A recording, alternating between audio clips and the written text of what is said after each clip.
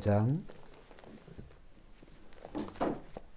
갈라디아서 5장 13절부터 15절까지 보겠습니다. 갈라디아서 5장 13절로 15절.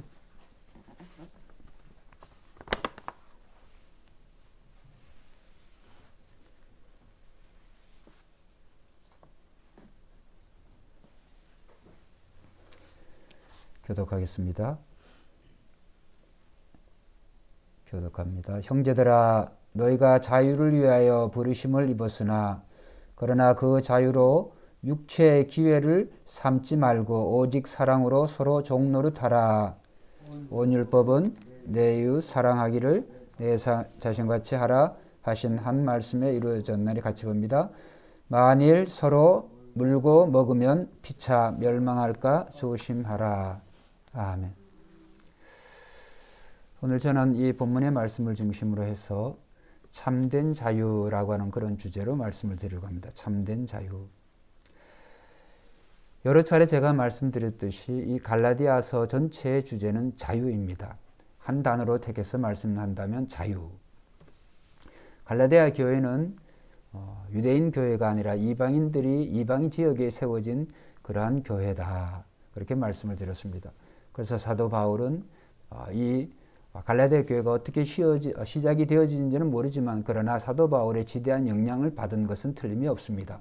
그래서 사도 바울이 그 증거한 그 복음의 내용에 따라 그들이 참된 그런 그리스도의 그 자유 속에서 살아가기를 원하지만은 그러나 이제 다른 복음, 즉 율법과 할례의 복음이 들어와 가지고 이제 이 갈라디아 교회가 율법의 종이 되어가는, 또 율법으로 이제 율법을 지키고 행함으로 의를 이루려고 하는 그런 잘못된 복음에 심각한 그러한 이제 위기 가운데 처해 있었다라고 하는 것을 말씀드렸습니다. 그래서 사도 바울이 여러 차례 말씀을 통하여서 이제 그리스도가 주신 그 자유에 굳건히 서고 다시는 그 종의 멍에를 매지 말라. 그래서 이 복음과 이 율법과의 관계를 여러 가지 그런 이제 예화와 그런 비유를 통하여서 말씀을 드렸습니다.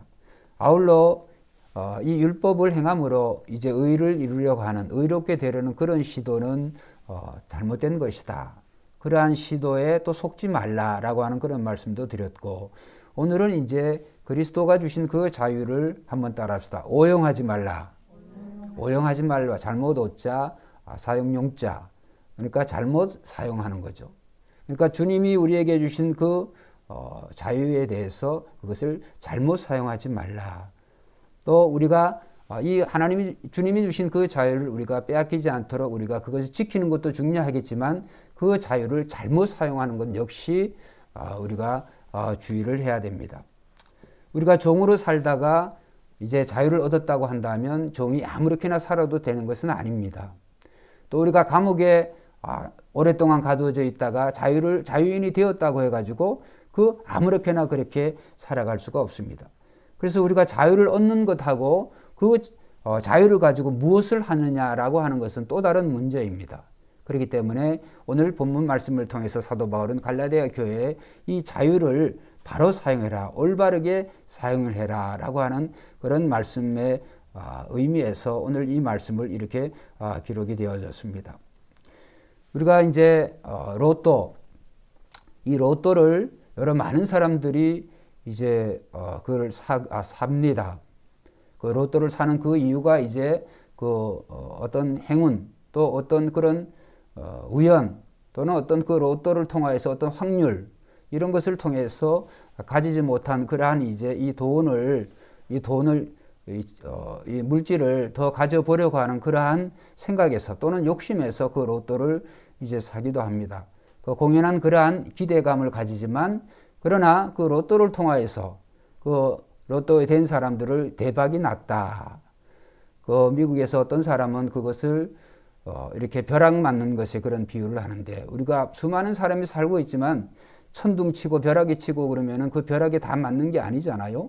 그런 것처럼 굉장히 정말 이 로또에 맞기가 힘든데 그 로또에 맞은 사람들을 추적한 그런 프로그램을 제가 오래전에 그 미국에서 보니까 그 미국에서, 한국에도 뭐 그렇겠습니다만 로또에 그 대박난 사람들, 정말 일생에 한 번 맞기도 힘든데 몇 번씩 맞은 사람들의 그 결과가, 그 삶들이 좋은가? 결코 행복하시지가 않아요. 오히려 로또에 맞고 도망가서 살고 피해서 살고 그것도 돈 때문에 또 죽고 여러 가지 그런 행복을 위해서 보다 더 그런 기쁨을 위해서 로또를 샀다고 한다면 그걸 맞아가지고 오히려 더 불행한 삶을 사는 그런 것을 우리가 종종 주변에 볼 수가 있습니다.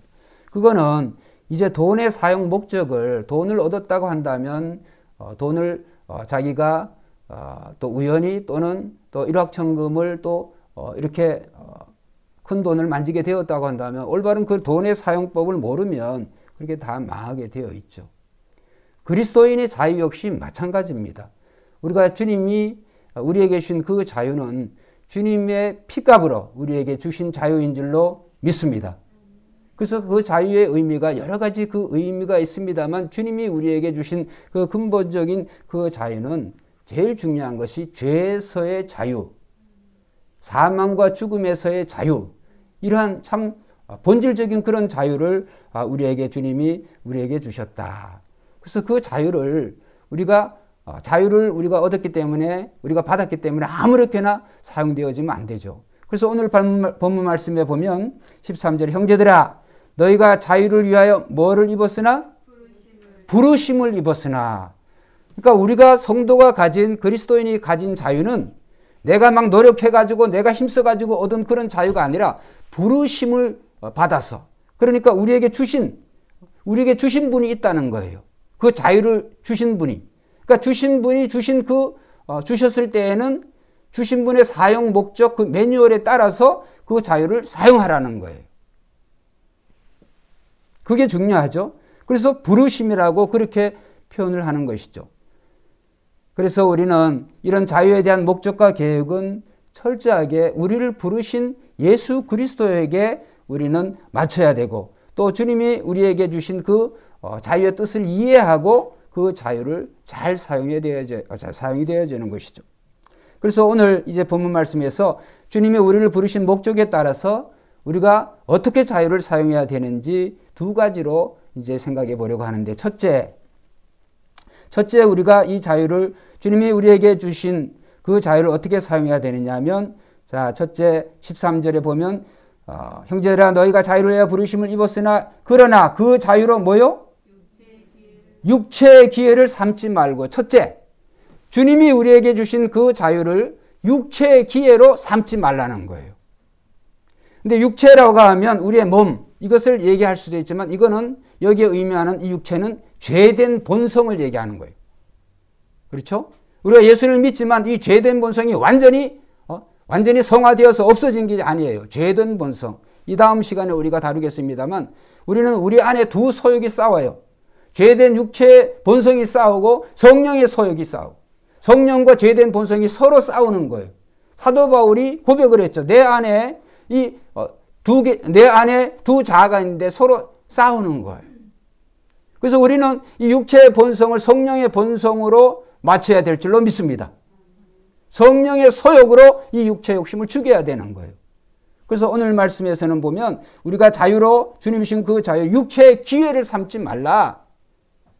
기회라고 하는 그 의미의 그 원어적인 그 의미는 뭐냐면 군사적으로, 이 군사적인 의미인데 군사적으로 상당히 중요한 유리한 장소나 그런 작전 기지를 사용할 때 기회라고 하는 의미를 사용을 한다고 그래요.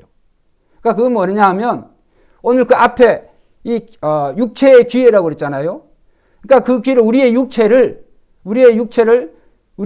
내 임의대로 내 욕심대로 사용하는 그러한 정말 장소, 그러한 어떤 기지로 사용하지 말라는 거예요. 내 임의대로 내 마음대로 아무렇게나 살라고 주님이 우리에게 그러한 자유를 주신 것이 아니라고 하는 거예요. 그러니까 우리는 우리의 몸을, 우리의 마음을, 이 본성을 우리가 이 정말 우리의 욕심을 이루는데 그런데 사용하지 말라는 거예요. 그래서 오늘 주님이 주신 의 자유를 육체의 기회로 삼지 말고 이렇게 표현을 하는 것이죠. 그래서 우리는 그리스도인의 자유는 죄를 위한 자유가 아니라, 한번 따라합시다. 죄로부터의 자유. 죄를 위해서. 이제 예수를 믿고 주님이 우리에게 이 죄에서 해방의 자유를 주시니까 내 마음대로 그러한 하려고 하는 그런 자유가 아니라 죄로부터, 죄 자체에서부터 우리가 분리되어야 되는, 죄로부터 해방되어야 되는 그런 자유를 주신 거예요. 그러니까 우리가 신앙생활 하면서 오히려 우리가 예수 믿기 전이나 예수 믿고 난 이유가 달라져야 되는데, 이전엔 내 욕심을 이루기 위한 나로 내 중심, 자기 중심, 그런 이기적인 삶을 살았다고 한다면 이제는 그리스도인의 삶은 달라져야 돼요. 방향이 이쪽으로 가다가 저쪽으로 가야 돼요. 동쪽과 서쪽이 다르고 남과 북이 다른 거예요. 이제는 모든 것이 나를 위해서 살아왔다고 한다면 이제는 우리를 부르신 그리스도를 위해서 우리는 살아가야 될 줄로 믿습니다. 삶의 목적과 방향이 이제는 철저하게 에고이즘, 나를 위한 것에서 우리는 예수 그리스도를 위한 삶을 살아가야 돼요.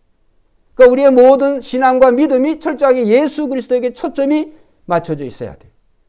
근데 우리는 예수 믿고 난 이후에도 역시 예수님을 통해서 나를 위한 욕심을 이루려고 해요. 예수님을 통해서 나의 욕심과 그 부귀 영화를 거기에다 이루려고 하는 그러한 경향이 많이 있어요. 예수님 따로, 내 욕심 따로. 엄밀히 말하면 예수님은 내 욕심을 이루어주는 하부 요인에 불과한 것, 수단에 불과한 것. 그런 식으로 우리의 신앙생활이, 믿음 생활이 되어져 있다. 물론 새벽교회 성도님들은 안 그러겠습니다만. 그래서 우리는 오늘 주님이 우리에게 자유를 주신 것은 육체의 기회, 즉 이 죄된 이 본성을 욕심을 이루라고 우리에게 자유를 주신 것이 아니다. 그래서 그것을 이제 말씀하는 거죠. 그래서 다시 말씀드리면 나의 이기심이나 나의 본성이 원하는 것을 이루기 위해서 주님이 우리에게 자유를 주신 것이 아니다. 또 우리의 육체는 가만히 놔두면 만족할 줄을 몰라요. 거머리에게는 두 딸이 있는데 맨날 다오다오 하는 이라. 잠언인가요? 전도서에 그 말씀이 있잖아요. 그래서 우리는 우리의 이런 타락한 본성은 계속해서 주님이 주신 주님이 부르신 그런 목적을 위해서 우리가 살기보다는 이 죄된 본성은 오히려 주님 주신 자유를 오용하고 남용하고 잘못 사용하도록 이 우리의 본성이 그것을 자꾸 부추기는 거예요. 그래서 우리는 우리의 본성이 이 죄를 위해서 육체의 기회로 사용하는 데 자유를 사용하지 못하도록 한번 따라 합시다. 기회를 주지 말고 틈을 주지 말아야 된다. 기회도 주지 말고 틈을 보이면 안 되는 거예요. 틈을 보이면 그 틈으로 스며드는 거예요. 스물스물. 그래서 내 육체를 따라 잘못된 선택을 할 수밖에 없고 또 내 죄된 본성을 따라서 이 자유를 잘못 사용할 수밖에 없기 때문에 우리는 이러한 정말 기회를, 이런 죄된 본성에게 기회를 주지 말고 틈을 줘서도 안 돼요. 자, 그리고 주님이 우리에게 주신 그런 자유에 대해서 우리 이렇게 말할 수 있어요. 한번 따라합시다. 그리스도인의 자유는 통제하는 자유입니다. 그거는 컨트롤하는 자유입니다. 그러니까 우리 그리스도인의 자유는 철저하게 컨트롤 되어져야 돼요. 통제되어져야 돼요. 훈련되어져야 돼요. 그리스도에게 매여져야 돼요. 일전에 말씀을 드렸죠. 종교개혁 시대에 두 사람이 대표적인 사람인데 한 사람은 마틴 루터예요. 또 한 사람은 에라스무스라고 하는 사람이에요. 에라스무스가 말하기를 에라스무스의 자유는 뭐냐. 중세 1000년 동안에 정말 이 세상이 이 기독교의 어떤 그러한 교권으로부터 묶여져 있었어요. 너무너무나 중세 1000년 기간 동안에. 왜? 교황이 왕을 임명해버렸으니까. 지도자를 임명해버렸으니까. 교황이 한번 말하면 독일 같은 경우에는 교황이 한번 말하면 영주나 왕이 말 안 들어. 너 성 밖에서 무릎 꿇고 서 있어. 그럼 무릎 꿇고 거기 서 있어야 되니까 며칠을 그렇게 실제로 한 왕이 있어요. 이럴 정도로 교권이 속권을 완전히 철저하게 통제하고 지배하는 그런 시대가 중세 1000년 기간이었어요. 그러니까 종교개혁이 일어날 때 아주 징글징글했어요. 그래서 종교개혁과 아울러 뭐가 같이 하는 르네상스라고 하는 그 운동이 같이 일어나는 거예요. 그래서 에라스무스라고 하는 사람은 르네상스를 대표하는 사람이에요. 인문주의자. 한 사람은 종교개혁의 이 선봉자 마틴 루터는 철저하게 종교개혁자죠. 그래서 루터가 뭐라 그랬냐면 그리스도에게 매여지지 않는 자유는 미친 자유라고 그랬어요. 그리스도에게 속박되어지지 않은 자는 완전히 미친 자유다. 철저하게 그리스도의 자유는 그리스도에게 묶여져 있어야 된다. 에라스무스는 완전히 반대로 얘기했어요. 그리스도에게 벗어나는 것이, 교회에서 벗어나는 것이 인간의 진정한 자유다. 이렇게 주장을 했어요. 그래서 르네상스와 정교육은 정반대의 방향으로 그렇게 갔어요. 물론 르네상스도 하나님의 뜻에 의해서 그렇게 되어졌겠죠. 그래서 우리는 오늘 이 사도 바울의 이 말씀을 통하여서 그리스도인의 자유는, 그러한 말씀은 없습니다만 그리스도인의 자유는 철저하게 통제되어져 있는 그런 자유다. 통제되어져야 되고 관리되어져야 되는 자유예요.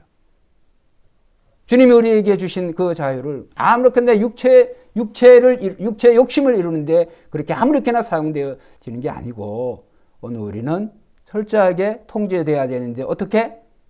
주님처럼, 주님이 하신 것처럼 우리에게 자유를 주신 그 주님이 그 자유를, 주님이 가지신, 주님이 또 받으신 그 자유를 어떻게 사용하셨는지 그것을 우리가 따라야 되는 거예요. 그래서 그 다음 말씀이 그것이 나와요. 그래서 우리는 이제 이 그리스도인의 자유가 부정적인 경고의 말씀으로 그 자유로 육체의 기회를 삼지 말고 뭐 하지 말라라고 하는 부정형이잖아요. 부정형으로 사도 바울이 말씀하고 그 다음에 긍정으로 또 말씀을 사용해요. 부정형으로 육체의 기회로 삼지 말고 그 다음 뭐요? 13절 오직 사랑으로 서로 뭐요? 종노릇하라. 이제는 긍정형으로 오직 서로 사랑으로 서로 종노릇하라 이렇게 표현하는 거죠. 여러분, 이 자유와 종이라고 하는 것은 반대 개념이에요. 그죠? 근데 자유인이 또 종이 된다. 말이 안 되는 거죠. 이러한 표현을 역설적인 표현이라고 그래요. 근데 성경은 역설적인 표현이 굉장히 많이 있습니다. 서로 반대되고 대조되는 그런 의미인데도 그 표현을 통해서 더욱 본문의 의미를, 주님이 말씀하신 그 의미를 더욱더 드러내게 하는 표현이, 그런 역설적인 표현이 있어요. 예를 들어서 누구든지 크고자 하는 자는 섬기는 자가 되어야 된다. 예를 들어서 또 자기 생명을 미워하는 자가 자기 생명을 보존할 것이다. 그런 말씀. 또 세상에서 어리석은 자가 되어야 하나님에 대해서 지혜로운 자가 된다. 반대되는 그런 말씀이죠. 고린도후서에서 사도 바울은 내가 약할 때 곧 강함이니라. 말이야. 약한 사람이 어떻게 강하겠대? 그렇죠?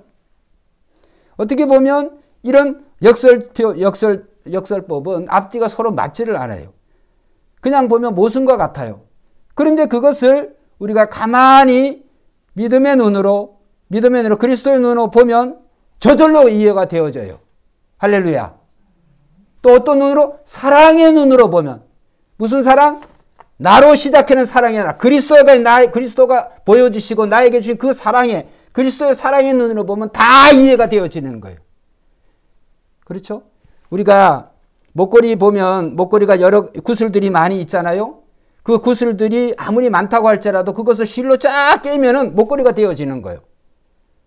그 실이 없고 풀어져 있다고 하나하나가 각각 막 되어지잖아요. 그러나 그것을 실로 쫙 깨면, 그렇죠? 실로 쫙 깨면 하나의 작품이 나오는 거예요.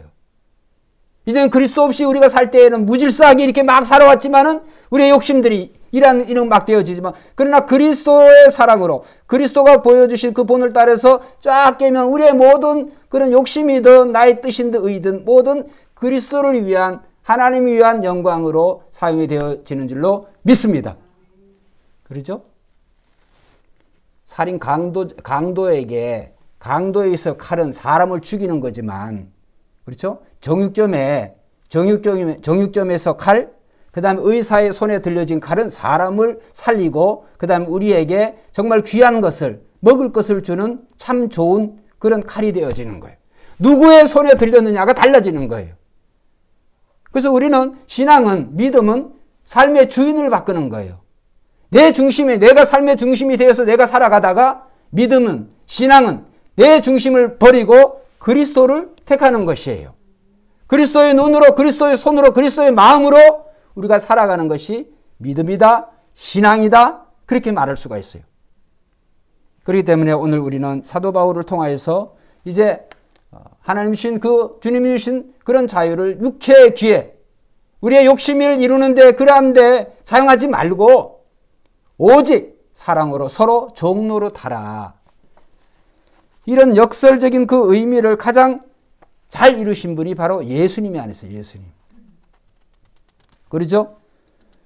그래서 진짜 그리스도인의 자유는 오늘 예수님 말씀하신 것처럼 다른 사람의 종이 되는 것이에요. 다른 사람을 섬기는 것이에요. 그래서 주님께서 이것을 먼저 본을 보이셨잖아요.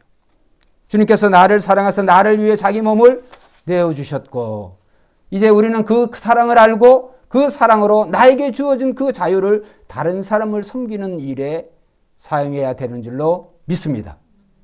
그래서 예수님이 그 사랑이 내 마음에 부어지고 그 사랑이 내 마음에 가득 넘쳐서 넘치게 될 때 나도 그 사랑으로 다른 사람을 섬길 수가 있는 거예요. 근데 그리스도에게 내가 받은 사랑이 내 경험치가 없어. 그 말은 받은 사랑이 없는데 그 사랑을 모르는데 어떻게 내가 다른 사람을 섬길 수가 있겠어요? 그래서 우리는 날마다 우리는 그리스도를 알아야 되는 줄로 믿습니다. 우리는 그리스도를 알고 믿는 사람이에요. 무턱대고 덮어놓고 믿는 게 아니에요. 어떻게? 말씀을 통하여서. 그 말씀이 기록된 그날 말씀인 것 같지만 그 말씀은 내 안에 계신 성령과 그 성령이 기록하신 말씀이에요. 모든 성경은 성령의 감동으로 기록된 말씀이고 그 다음에 내 안에 계신 그 성령이 동일한 저자 한 성령이시기 때문에 우리가 그리스도를 안다고 하는 것은 결국은 말씀을 안다는 거예요. 말씀을 알게 될 때 우리는 욕심을 버리게 되어 있을 거예요. 말씀을 알게 될 때 나를 위한 자유가 그리스도를 위한 주님이 우리에게 부여해 주신 그 자유의 목적대로 우리는 사용하게 되어져 있어요. 다시 말씀드립니다. 설교의 처음에 말씀드린 것처럼 우리의 신앙생활이 정말 예수 그리스도 따로 있고 내 욕심 따로 있고 예수 그리스도 나의 욕심을 이루는 그런 하부 구조로 수단으로 사용되어지면 안 되는 거예요. 우리는 그리스도가 부분이 아니라 그리스도가 전부여야 될 줄로 믿습니다. 그리스도가 삶의 전부여야 돼요. 그래서 마태복음 13장에 보면 천국에 대한 비유가 여러 많은 비유들이 나오잖아요. 그 중에서도 값진 진주상인에 대한 값진 진주를 만난 진주상인에 대한 비유 여러 차례 말씀을 드렸잖아요. 진주상인이 어느 날 정말 값진 진주를 발견했는데 얼마나 값지냐면 자기의 전 재산을 다 팔아가지고 그 진주와 바꿀 수 있는 그런 정도. 그러니까 지금까지 그가 그 진주와 그 값어치를 비교했을 때 정말 다 팔아도 전혀 손해보는 게 아니에요. 여러분 장사꾼이 손해보는 게 어디 있습니까? 그런데 진주상인이 그런 진주를 만나는 거예요. 그러니까 자기 그 진주를 얻기 위해서는 자기의 소유를 다 팔아야 되는 거예요. 여러분 예수 그리스도가 저와 여러분들에게 그러한 의미, 그러한 존재가 되어야 될 줄로 믿습니다. 예수 그리스도가 여러분의 전부가 되어야 돼요. All or nothing. 전부가 아니면 안 되는 거예요. 그래서 우리의 신앙은 예수 그리스도가 삶의 전부이기 때문에 그 위의 것들은 주셔도 그만, 안 주셔도 그만. 사실은 다 주세요. 그리스도 안에 다 있기 때문에. 그런데 우리는 내가 피부로 느끼기에 우리가 가진 그 눈, 우리가 내 몸, 내가 경험하는 경험치 정도밖에 모르니까 그렇잖아요. 그러니까 예수님이 우리에게 주시는 거는 때로는 불완전하게 주시는 것 같고 때로는 조금 주시는 것 같고 때로는 아직 안 주신 것 같고 그래. 왜? 내가 느끼는 그거밖에 없어요. 우리는 그래서 늘 주님의 시각으로 우리는 바뀌어져야 되는 거예요. 주님의 시각으로. 오늘 말씀을 통하여서 그래서 예수님이 오늘 우리에게 예수님은 어떤 자유를 가지셨어요? 예수님은 완전 자유인이세요. 예수님은 완전 하나님이세요. 그런데 하나님 그 영광된 하나님의 보좌를 버리고 낮고 천한 비천한 신이 창조주가 어떻게 피조물이 되어질 수가 없어요. 그러죠? 죽을 수 없는 신이 죽을 수 없는 하나님이 왜 죽을 수밖에 없는 그런 존재로 이 세상에 오셨냔 말이에요. 그거는 주님이 오늘 그 본을 그리스도의 사람은 어떻게 살아가라고 하는 것을 우리에게 보여주신 거예요. 모범을 보여주신 거예요. 그래서 주님이 우리에게 모범을 보여주지 않고 이렇게 해라 저렇게 해라 이렇게 하시지 않았어요. 친히 주님이 우리에게 모범을 보여주시고 죽기까지 우리를 사랑하시고 죽기까지 이웃을 내 몸처럼 사랑하시는 것을 주님이 십자가에서 우리에게 완벽하게 보여주신 줄로 믿습니다. 그래서 마가복음 8장에 보면 또 이 사복음서에 보면 예수님께서 십자가에 죽으시기 전에 그 성만찬을 행하시잖아요. 성만찬을 행하실 때 정말 제자들의 더러운 발을 씻어주면서 예수님 말씀하셨어요. 내가 너희 섬기는 자로 온 것이 아니라 너희를 섬기기 위해서 왔다. 나는 너희의 섬기는 종으로 있다. 섬기는 자로 있다. 그러니 너희도 서로가 서로에게 뭐가 되어라? 종이 되어라. 그러면서 예수님께서 섬김의 그 끝이 뭐예요? 자기 목숨을 세상에 자기 목숨을 정말 어떻게 보면 원수를 위해서 그렇죠? 자기를 찌르고 있는 그 원수를 향해서 자기의 목숨을 내주신 분이 내어줄 수 있는 분이 누구가 있어요? 그러나 예수님은 그렇게 하신 거예요. 십자가의 원수라고 할지라도 예수 그리스도를 영접하면 주님이 용서해 주시는 줄로 믿습니다. 예수님을 죽이고 찌른 그런 원수라고 할지라도 회개하면 예수님께서 용서해 주시는 거예요. 그래서 오늘 이 말씀을 통해서 예수님께서 이렇게 말씀하셨습니다. 한번 따라합시다. 온 율법은 내 이웃 사랑하기를 내 자신같이 하라 하신 한 말씀에서 이루어졌나니. 그렇죠? 사도 바울의 이 말씀과 예수님 말씀 일맥상통하잖아요. 모든 율법이 내 이웃을 사랑하라는 이 한 말씀에 다 이루어졌다는 거예요. 할렐루야. 율법과 복음이 그렇게 대조가 되어지는 거예요. 이제 마지막 말씀을 드리려고 합니다.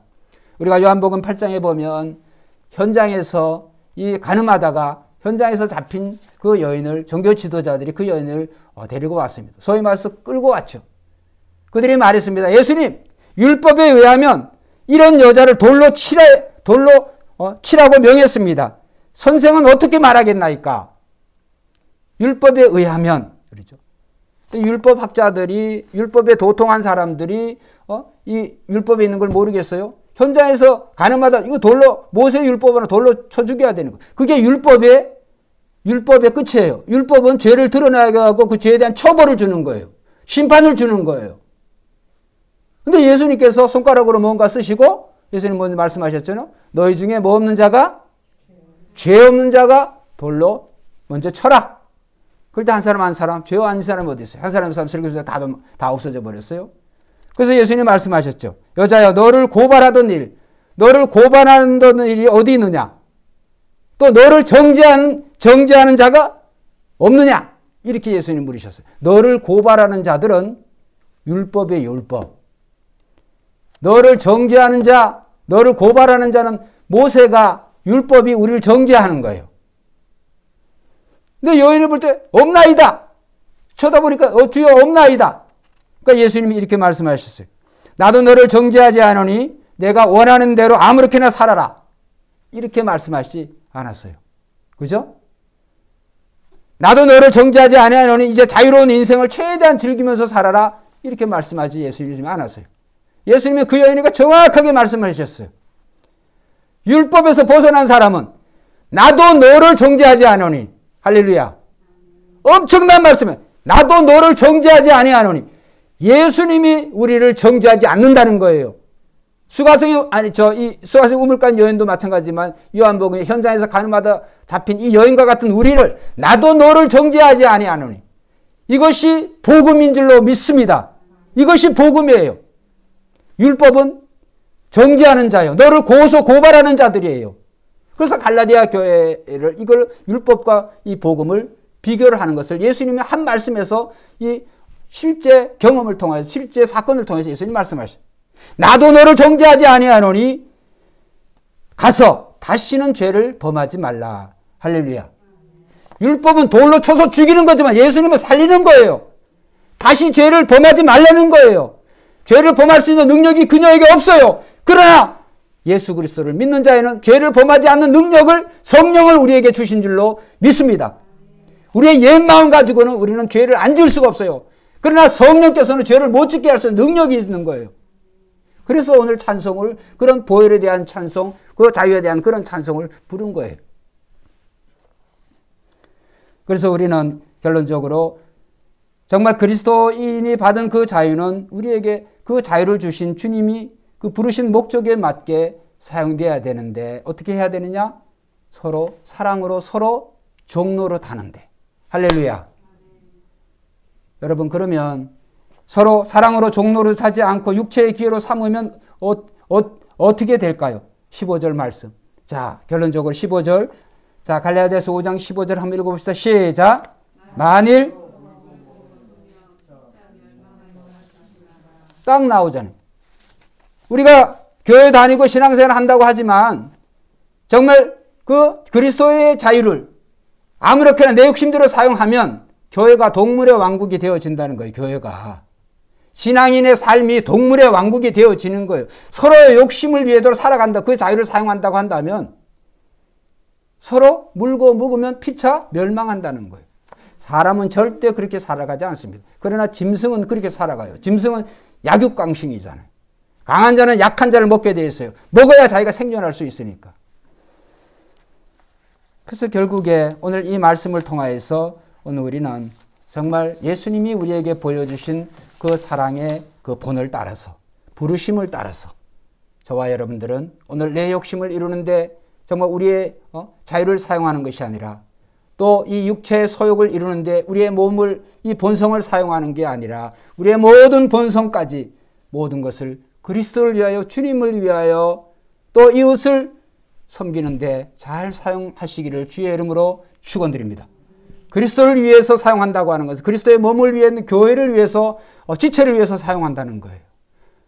이 말씀을 꼭 기억하시고 우리 신년 새, 우리 새벽교 전 성도님들은 주님이 우리에게 정말 죄로부터의 자유를 허락하여 주셨는데 그 자유를 다시 이전 예수 모르기 전에, 예수님을 모르기 전에 그런 삶처럼 내 욕심을 이루는데, 그렇죠? 그 욕심을 이루기 위해서 다른 사람만 물고 먹고 이런 짓을 하지 말고 우리가 서로 사랑으로 종로를 탈 때 우리는 주님이 우리에게 부르신 그 자유의 목적대로 우리는 하나님께 영광을 돌리며 살아가는 삶이 될 줄로 믿습니다. 기도드리겠습니다. 하나님 아버지 감사합니다. 오늘 우리 새벽교회 모든 성도들, 주님이 우리를 죄로부터의 진정한 자유를